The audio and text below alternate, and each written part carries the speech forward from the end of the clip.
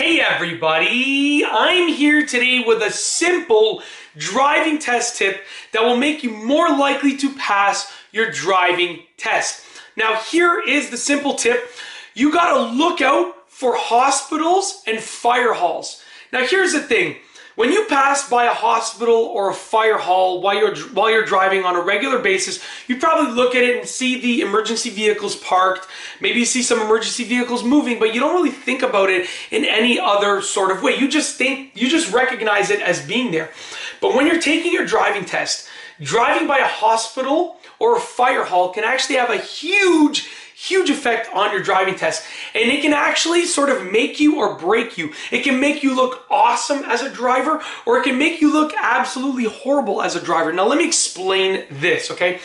What you do when you react to emergency vehicles driving by is actually a huge deal. The driving test examiner is going to be paying close attention if you see an emergency vehicle driving by, with regards to how you react. Now, in the best case scenario, you'll be able to do your driving test and no emergency vehicles will come anywhere near you.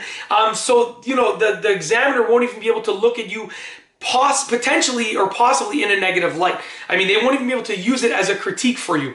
However, you should pay attention to where these hospitals and fire halls are, because when you drive by them, you're actually way more likely to encounter an emergency vehicle. And I'm obviously speaking about everything from police cars to ambulance vehicles to fire trucks, all of the various types of emergency vehicles. Now, the reason is because emergency vehicles will oftentimes, not all the time, but oftentimes leave from the hospital or fire hall or be going to the hospital or fire hall. So, if you know where you're going to be taking your driving test, drive around that area. And I want you to figure out where the nearest hospital is and where the nearest fire hall is and even the nearest police station.